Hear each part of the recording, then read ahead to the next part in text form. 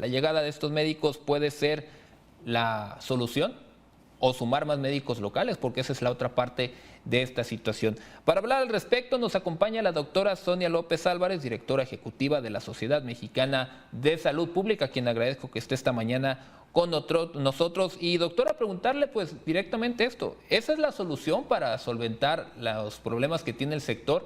¿Tener más especialistas y sobre todo que sean de Cuba?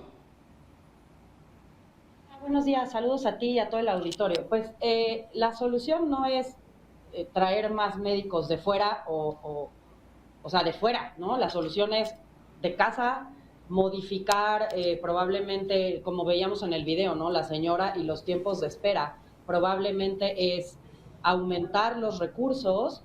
Veíamos también que no tenemos los medicamentos, ¿no? Que no tenemos los insumos, y eso no es nuevo. Llevamos mucho tiempo con esta falta de insumos, con esta queja de que no tenemos insumos suficientes en todo el país y en todos los niveles, ¿no? O sea, en todos los sectores, en IMSS, ISSSTE, ¿no? En varias instituciones. Ahora, la solución tampoco es traer especialistas de otros lugares cuando aquí tenemos muchos médicos de casa que no tienen plazas, que no tienen lugares. Ahora, salieron muchas convocatorias, pero todas las convocatorias también son eventuales, son contrataciones de 3 o 4 meses, lo cual es nuevamente un paliativo, ¿no? Son muy buenos sueldos, pero son paliativos, son momentáneos. Ahora, muchas de las cosas que hemos escuchado y que hemos visto en las redes es como que no quieren ir a la sierra. Bueno, una de las cosas que yo digo es, van a ir a la sierra, por ejemplo, pero muchas de las especialidades requieren de ciertas insumos, de ciertos productos, de ciertas cosas que requieren ciertas cosas básicas, requieren luz, requieren agua, requieren ciertas cosas que se necesitan para poder trabajar. Entonces necesitamos asegurarnos de que van a tener eso, ¿no? Entonces, por ejemplo, un intensivista, un patólogo, un cirujano va a requerir ciertas cosas muy específicas para poder trabajar con su especialidad, ¿no? Entonces, lo que se necesitamos médicos del primer nivel de atención para que puedan referir a los hospitales, ¿no? Que puedan referir a las personas a las especialidades que necesiten. Eso sí necesitamos. Necesitamos que los médicos estén repartidos por todo el territorio nacional. Eso sí necesitamos, que los médicos mexicanos estemos repartidos por todo el territorio nacional, pero también necesitamos el material, necesitamos la seguridad, necesitamos los insumos y necesitamos un sueldo digno. Y también necesito la seguridad de saber que en 4 meses no me voy a quedar sin trabajo, ¿no? Que no son plazas eventuales. Eso también necesito saber, ¿no? Porque si ustedes se ponen a revisar las plazas que se están ofertando, muchas son eventuales. Además, el aspecto de los insumos, ¿no? Porque se puede tener al personal necesario en una clínica, un centro de salud o en un hospital, sobre todo los que son públicos, pero las historias son constantes. Cuando alguien quiere surtir su receta, no encuentra el medicamento e incluso los propios médicos no tienen ni para recetar, dicen algunos, un paracetamol, y es el familiar el que tiene que salir a la calle a una farmacia a comprarlo. ¿Dónde está ahí el problema en cuanto al suministro de medicamentos? ¿Hay demasiados intereses de por medio o por qué no se logra surtir de medicamentos, algunos considerados como básicos, a estos lugares? Creo que es toda una cadena entre la logística, desde la planeación, desde la compra, desde el suministro, desde incluso la fabricación, ¿no? Acuérdense que llevamos 2 años en pandemia, porque quiero recordarles que la pandemia no se ha terminado, ¿no? Entonces, muchas cadenas de fabricación se dedicaron a producir y a dedicarse a hacer todo lo que tiene que ver con pandemia, ¿no? Y todos los medicamentos para COVID, para pandemia, etcétera, ¿no? Entonces, eso por un lado tiene mucho que ver, que se dejaron de producir muchas cosas porque se pusieron a full a pandemia, ¿no?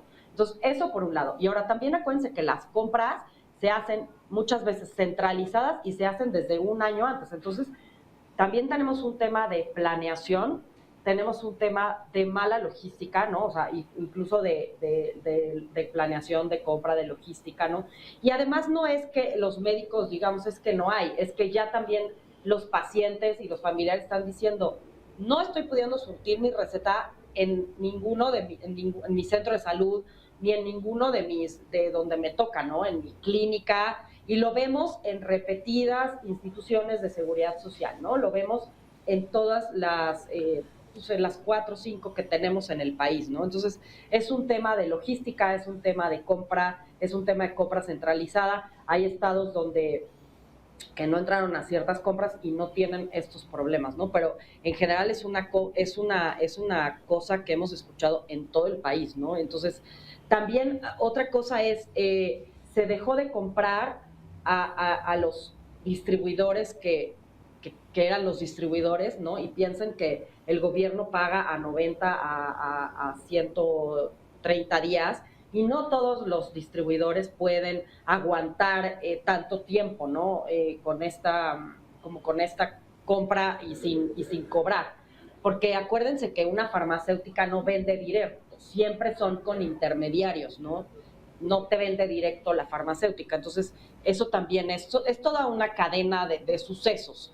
La compra centralizada, la planeación, la logística, el pago, la distribución, y eso pues a nivel nacional se convierte en un problema, ¿no? También se ha estado tratando de entrar en la compra junto con la OPS, la Organización Panamericana de la Salud, pero eso también lleva una planeación y se tiene que hacer desde un año antes, ¿no? Entonces, es toda una cadena de sucesos nacionales e internacionales, quiero decirles que también, por ejemplo, en Europa está pasando que hay muchas cosas que no están teniendo, y allá se debe también por el tema de Ucrania, ¿no? Entonces, híjole, esto es nacional e internacional. Y una cadena que se debe de entender, ya como nos lo señalaba usted, doctora. Volviendo un poco a la situación con los especialistas, una de las voces también que ha reclamado es de que de traer a los médicos cubanos se truncan las oportunidades para los que son recién egresados, los que están buscando su especialidad. Pero lo hemos señalado aquí también respecto a este camino que deben de recorrer los estudiantes de medicina una vez después que cumplen servicios en hospitales, cuando se quieren especializar. El tema de que son un tanto complejos los exámenes que tienen que aprobar para poder obtener dicha especialidad, si bien son vidas humanas las que tendrán en sus manos, esta complejidad es también parte de lo que pueda truncar, que quite las esperanzas o expectativas de alguno de ellos de decir, pues no puedo con el examen, ya lo repetí hasta 3 veces, mejor me quedo sin la especialidad. ¿Pudiera ser parte de este tema? Pues mira, por ejemplo, es que justo estoy en la universidad, voy a ir a aplicar examen final ahorita. Justo estaba revisando hace rato porque se acaba de abrir la convocatoria para el examen nacional de residencias médicas, ¿no? Al final es un cribado, hay que tener a los mejores especialistas porque, como bien dices, vamos a estar tratando vidas, no vamos a estar haciendo otras cosas, ¿no? Entonces, tú quieres tener a los mejores para tratar a las vidas y para tratar a los pacientes. El año pasado se presentaron 60,000 personas para realizar el examen nacional de residencias y solamente hubo 17,000 plazas, ¿no? Entonces, piensa que además se van acumulando año con año muchas personas que no, o sea, se va rezagando, que no van quedando el año 1, el año 2, y las plazas no aumentan, ¿no? O sea, las necesidades están y las plazas no aumentan. Es un examen que es difícil porque al final la verdad es que se necesita tener a los mejores en cada lugar y en cada especialidad. Tenemos todas las especialidades necesarias, o sea, me refiero a un examen para todas las especialidades necesarias, y el problema también es ese, ¿no? Y luego tenemos plazas que están, incluso a lo mejor la beca, o sea, el pago es bajo, ¿no? El pago es bajo para lo que se trabaja, ¿no? Y los años que están trabajando. Son médicos generales que empiezan a la especialidad y, como bien dices, hay personas que después de 3 o 4 años que no pasan el examen, pues se quedan como médicos generales, que un médico general o sea, no es decir, ay, no eres nadie, eres un médico general que estás perfectamente capacitado para estar tratando pacientes en el primer nivel de atención. No es como que tu carrera está truncada, o sea, puedes perfectamente trabajar en el primer nivel de atención y estar viendo pacientes, ¿no? Ahora, la especialidad pues es un siguiente camino y un siguiente nivel. Pasa eso también. les digo, se presentaron el año pasado 60,000 personas y hay 17,000 plazas. O sea, también la oferta y la demanda, hay mucha diferencia entre la oferta y la demanda, ¿no? Entonces, eso también es, tienes que tener un examen, pues no es que sea difícil, sino un examen que te exija los conocimientos necesarios para subir al siguiente escalón.